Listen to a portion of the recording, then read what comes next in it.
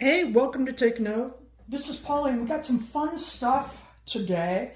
I got a new fountain pen. This is an Asvine C80 green glitter green. And look at the nib on that thing. I mean, that is crazy number 8 nib. The pen is super big. In my hand. I'm going to fill it in just a minute, but you can see I have very small hands. This is a big pen, but I love it because in the sun it really sparkles. That in the natural light you can really see that glitter come out. But also look at how minimal this is. That is awesome. It's no clip. I think it's really cool. You know, I'm a very minimal notebook pen kind of gal. I love the basic foundation and that torpedo shape. And so that suits me. Now, you know by the name of this Asvine, C80, that it's a converter. Now, I have a couple of other Asvines. You can see the residue of the writer's ink, diamine ink that I just finished out in this one. And this is an Asvine piston fill. P30. So Asvine always names their pens with a P, C, or V. A V tells you vacuum. This is a piston fill. And this is the retro brass. It's a real heavy pen, but it feels so good in my hand. I don't post it. You could, but it makes it too heavy for me. And this is the Asvine V126 for vacuum fill. And this is the matte black because I love that matte black nib. I think that looks cool. But you can see here's the vacuum.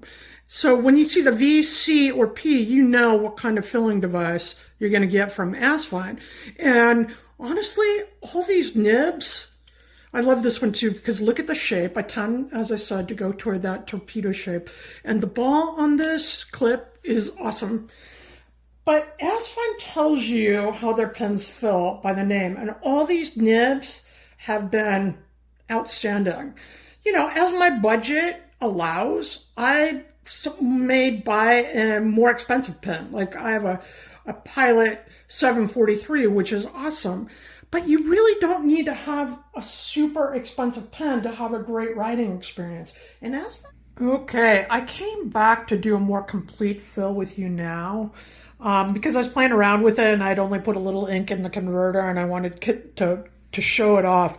And I decided to come back and do the Dunkelgrün fill, and that's a Pelikan ink, a deep grain, Dunkelgrün, I think you say it. And I wanted to show off the glitter to you. Can you see some of the glitter from under the light there?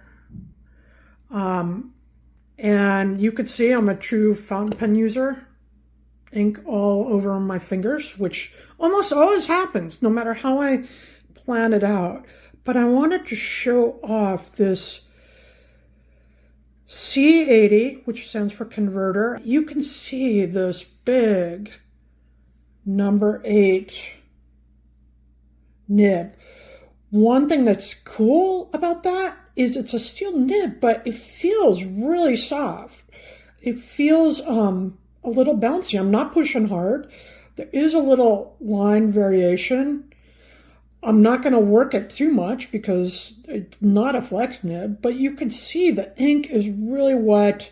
It goes on great with this nib. And it's just always fun to have a new pen in your hand and try something. And this is very affordable.